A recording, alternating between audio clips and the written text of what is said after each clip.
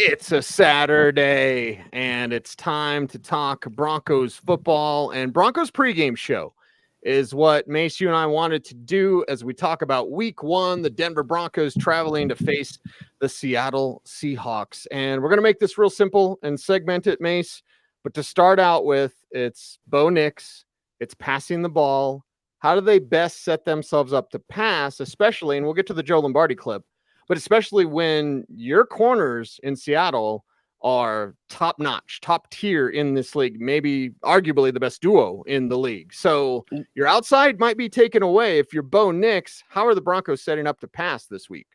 Well, you're setting it up with the run. It might be a little bit of old school here, but you're setting up the intermediate pass game with the short pass game.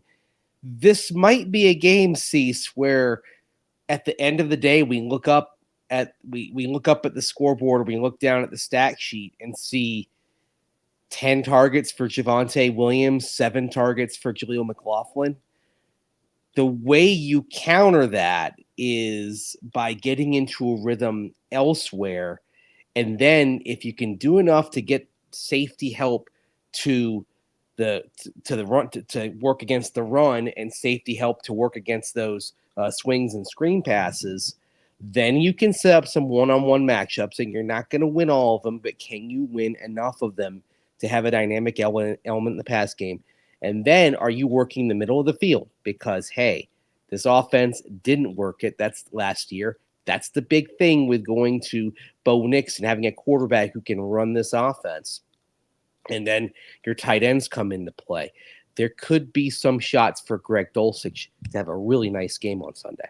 Yes, and it's something that when we watched Isaiah Likely open things up for Baltimore, not in a win, but you and I both Likely saw him down at the Senior Bowl, the Coastal Carolina product. And hey, he was drafted after Dulcich, a player that we talked about more than Dulcich before the draft. So if Dulcich, I'm not saying 100 yards, Mace, but middle of the field's going to be open. That, and then how much do you take away from last year? And I don't think you can take away much, but for you personally, because they were 29th against defending, receiving running backs. Jaleel McLaughlin, Greg Dulcich could be X factors this week. Yeah, this might be the Joker game. Because you can, think about it. I mean, Greg Dulcich, the position on the roster says tight end, but he is still the Joker type that you move around. And Jaleel McLaughlin is going to play more than he did most of last year. He's that Joker running back. And basically, it's like when you look at Seattle, again, you look at their corners and say, okay, Reek Woolen, Devon Witherspoon, Trey Brown. All right, when you're in traditional setups, those three are probably going to do pretty well. And maybe that's not the weak spot, but elsewhere is the weak spot. I mean, they're looking at playing this game without Chen Nwosu as well, which I think is also going to maybe give a little bit more time for Bo Nix to operate than you might have expected going into this process. It may not be fireworks, but this passing game can be really effective. Although, and I'm glad you mentioned Isaiah Likely, because I'll admit, full disclosure, I liked Likely better in the draft process than I did Greg Dulcich. Oh, there's no question he was better. But Dulcich has the dynamic capability that y'all saw from Likely on Thursday night. Maybe this is the moment. And I'll tell you, you and I in the locker room, we were right there with Adam Troutman. He was talking excitedly about Greg Dulcich on Thursday. Mm-hmm. So stick that in your back pocket and just remember that. I think they're expecting big things from Greg on Sunday. Yeah, and if there's a breakout star or breakout player, you could put your chips on Dulcich. You could do pretty good with that. And then it comes back to Bo. How does he distribute the football? This is a rookie. I feel that Seattle's defense is better than they get credit for. There's a reason why Mike Macdonald was hired, right? I believe the talent is there. They needed to be coached a little bit differently. Macdonald will do that. They're going to do a lot of different things to kind of rattle Bo Nix. But it comes back to, is Bo going to find Dulcich? Is he going to time it up for Jaleel on a Texas route or something like that? Or, how does Bo respond to the pressure? because there's the pressure from the crowd, and then there's the pressure from your first start, and there's the pressure from the actual pressure of the aggressive, mindset that McDonald will bring to his defenders. Well, remember last year was sort of the low point for Seattle's defense, sagged to 30th in the league in total defense, which you have to go all the way back to Mike Holmgren's last season in Seattle, 2008, for the last time a Seahawks defense was that low. Now, that being said, you want to know the last time Seattle had a top 10 defense? Tell me. 2016. It's been a minute. Yeah. It's been a minute, and Seattle's defense since 2019 ranks 26th, 22nd, 28th, 26th, and 30th.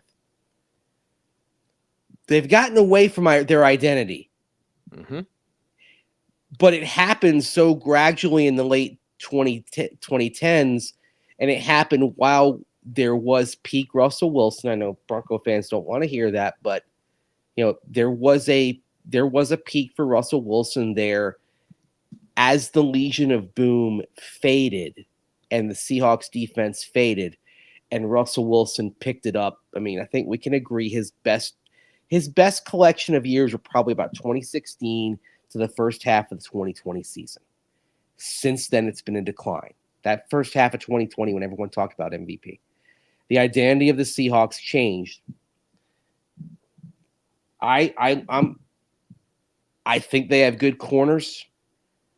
I know Draymond Jones up front, and this can be a stud interior pass rusher, and we know this because we've seen the flashes in Denver.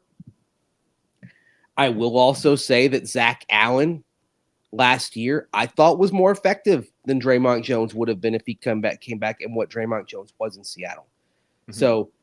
So I'll sit here today and say I think the Broncos made an upgrade there when they went from Draymond to Zach Allen. Mm-hmm. Tip the cap to them for getting the right guy.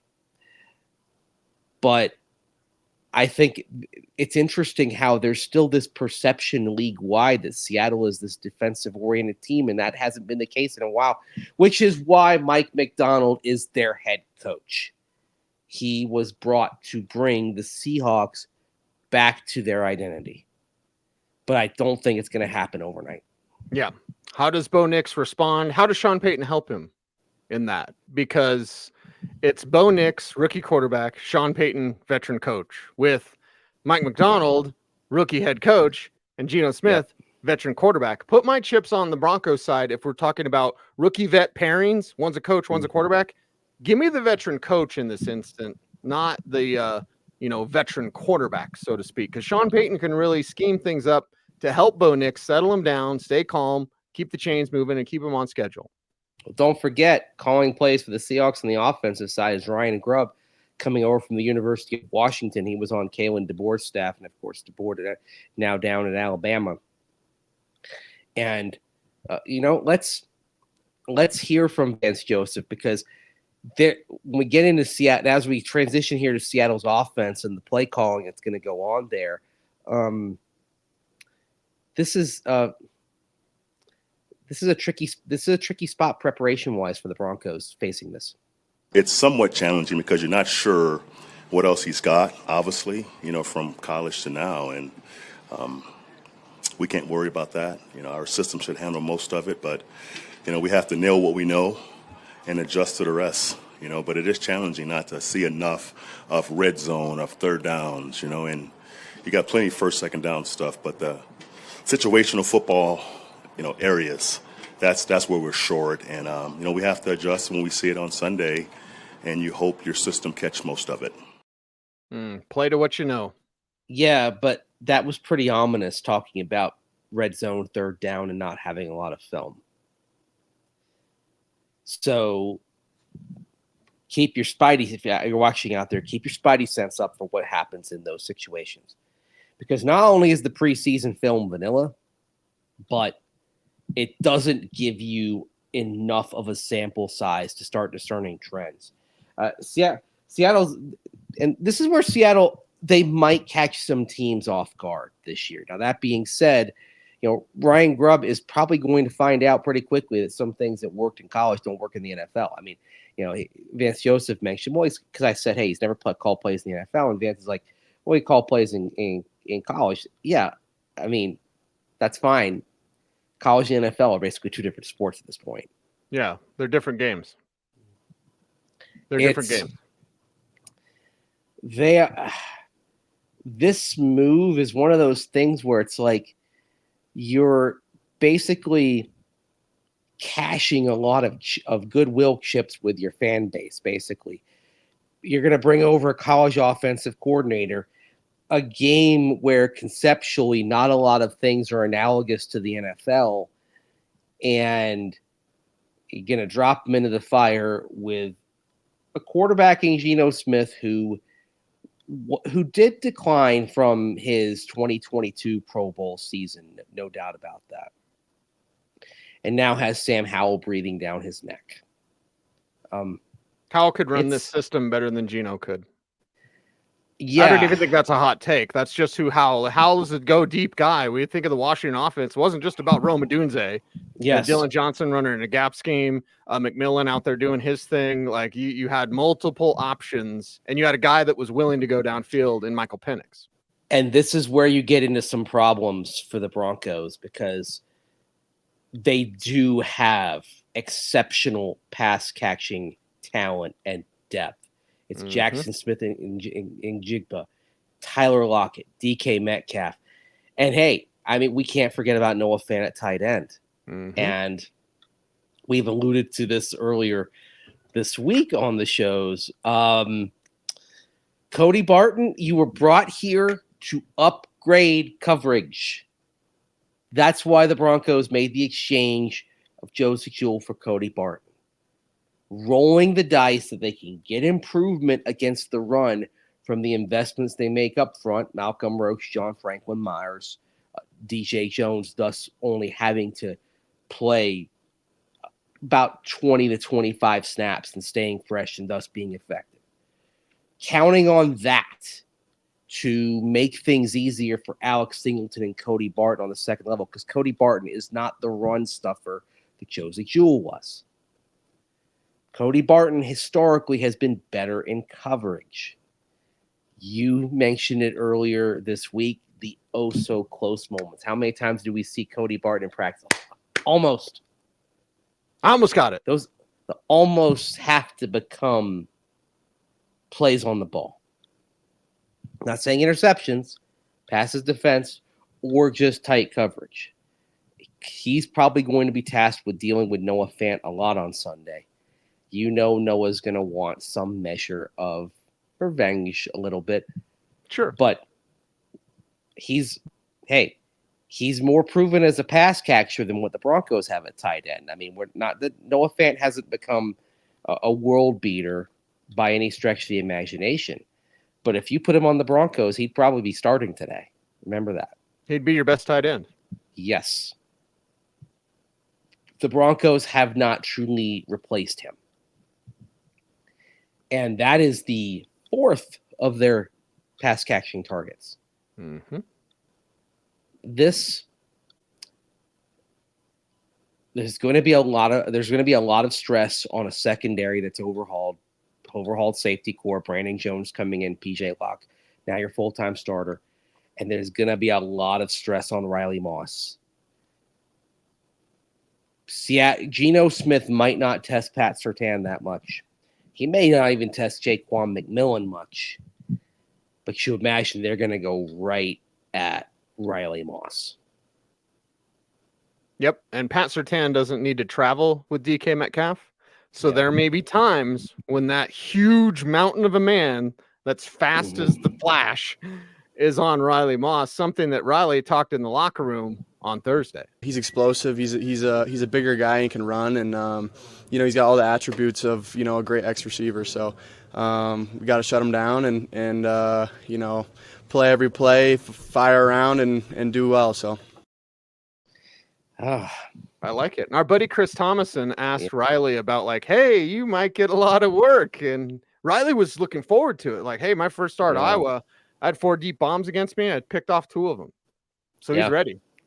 I like the confidence, and you know what? That confidence is going to be essential because a successful day for Riley Moss, if they're throwing at him quite a bit, a successful day might involve allowing 100+ yards in his direction on passes thrown his way, but also a couple of PDs and a pick. Yep. Frankly, if you told me Riley Moss is going to surrender 120 yards and a touchdown, but he's also going to get a pick and break up another pass, I would take that. That's a good day. Especially if the interception comes after the touchdown, because the other thing that I want to see from Riley Moss, and it's the big test of any corner, is how do you respond? The short memory is the old cliche, but Riley Moss is probably going to need that on Sunday. I mean, DK Metcalf, this is a guy who, it's early. He's only in his 6th year. He's quietly starting to put together the kind of resume that, if he sustains it for another 5 or 6 years, could have him on a Hall of Fame trajectory. He's that good. Yeah, he's damn good. Yeah, and he's a problem. Tyler Lockett, the old standby, and then Smith and Jigba on the other side is, man, I mean, they're loaded. Tyler Lockett with a little bit of a thigh thing. We'll watch. He should be okay. And McMillan will be on him anyway. And then with JSN, the people I talked to around that team say he's more motivated this year. As a rookie, perhaps he was disappointing for some people out there. But it was one of those situations where, like, you had JSN with the talent, the natural physical talent is there. We all know that. But it's also something where you've got to put it together on the field. And if you don't put it together on the field, it doesn't matter. So with JSN, Mace, he's more motivated. And that's even more dangerous for Denver because that's a first-round receiver who's now working harder, according to people I talked to around that team. So more problems for this team. And we haven't even mentioned Kenneth Walker yet. Yeah. And that's the big problem. And that's the big problem because while we talk about Seattle's identity changing over the years and evolving, and maybe the perception struggling to catch up with the reality, one thing that hasn't changed is Seattle's going to want to beat you on the ground. And I don't expect that to change. And that, I think, is going to be top down from Mike McDonald. I don't expect that to change. You bring in a defensive head coach, and you've got a quality running back in Kenneth Walker who can be effective out of the backfield as well in the passing game. They'll emphasize that. And now, this is where you hope the upgrades that you made around the defense pay off, okay? Are your defensive linemen, are any of them able, pardon me, to draw double teams? That was a problem last year. I mean, if you want nightmare fuel, go back and watch that Jets film from Week 5 and watch how easily the Broncos D linemen are getting singled out. Mm-hmm. And the Jets low linemen can flare to the second level, take care of the linebackers, and Breece Hall's just having a field day, right? Well, you brought in JFM and Malcolm Roach to change that. But then as you go to the back line, you're sacrificing coverage with Brandon Jones coming in for Justin Simmons, no doubt about that. But he can play. He can play the box. He can be physical. He can wreck you in the run game. How aggressive do you want to be with him? This is where Vance Joseph and this defense is a little bit more aggressive. Take some risks. How aggressive do you want to be, and can you be? Because it does mean you're going to sacrifice something on the back end. And again, while you figure 2 of your 3 corners should be able to handle their guys man for man, you are concerned about the third part of that.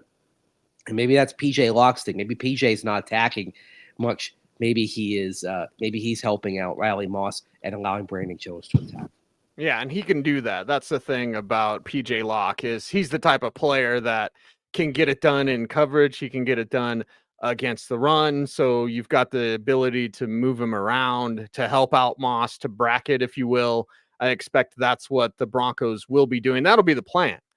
So for me, Mace, as we wrap up today's show and we talk about what we're looking for. Bearing with me, by the way. Sorry about that's that. fine. That's fine. It's all light and sweet, baby, right? Yeah. Light and sweet. I'm going to look forward to three things. Let's say three things. How does Bo Nix look? Did they fix their run defense? Because if they didn't, Kenneth Walker's a stud. And then is Brandon Jones okay? Like, where's your confidence level with Brandon Jones? So for me, it's like, let's see Bo Nix. Did you fix your run defense? I believe the answer is yes, but we'll see. And then Brandon Jones, huge question mark for me as we wrap up today's program. And thanks to everyone for joining us on a Saturday, Mace. What are kind of your things you're looking for to stand out? Run defense like you. I mean, beyond Bo Nix, how many times did we say it on this show that number one was quarterback, but number two was fixing the run D? Everything flowed from there. All the problems flowed from there. You're about to find out whether all the moves you made worked or not. I think there are some positive indicators. I mean, yes, the preseason was almost entirely against second teamers, but I think we saw it out there on the field, saw how much penetration the D line was getting against an offensive line that objectively is better than you're going to see most weeks. That's a key thing here. You're not going up against a slouch Broncos O-line in practice. You're going up against an O-line that is better than average, that was number 3 in the league in run block win rate last year. And all you've done, the only change you've made is Cushenberry out, Luke Wattenberg in. So does that translate to the games? I'm optimistic it will. I don't think we're going to be looking at a bottom 5 Broncos defense this year. The question is, are they going to make a big leap? Because you look on balance here, you say, okay, well, they upgrade the D line, safety, and certainly safety depth, and you got Jones coming off a hamstring injury, so hopefully that doesn't recur. But I think you have to say objectively, safety is weaker than it was last year. Yes. And I think you can say that in some ways, the inside backer spot next to Alex Singleton is weaker. Edge is a question mark. And if you're saying, okay, where is the improvement going to come from? Because basically on balance, I think we've sort of said like the improvements are counterbalanced by declines here. So how do you get on the ledger to where it's more improvement than decline? You get better production from the edges. I think you've got a real potential here with a true 4-man rotation there with Benito and Jonah Ellis coming in, rotating in for Jonathan Cooper and Baron Browning. And then I'd say it's a push with Riley Moss because for Fabian Moreau, because teams were picking on Moreau the back half of last season. Hopefully you're talking about it being better in a few weeks as Riley Moss grows.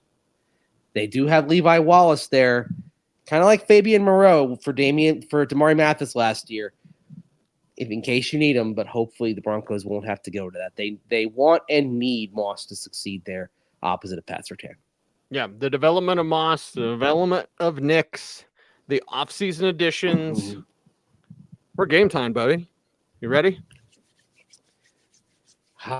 You know what? My favorite time of the year is that 30 minutes before the early kickoffs on Sunday, because that's when optimism is at its highest. I mean, now you've got, of course, 2 games before then, so a couple of teams that kicked off, but man, like all the possibilities are in front of everybody. It's like, yeah, this can still be our year. And then reality starts to smack teams in week 1. But here's the thing as well.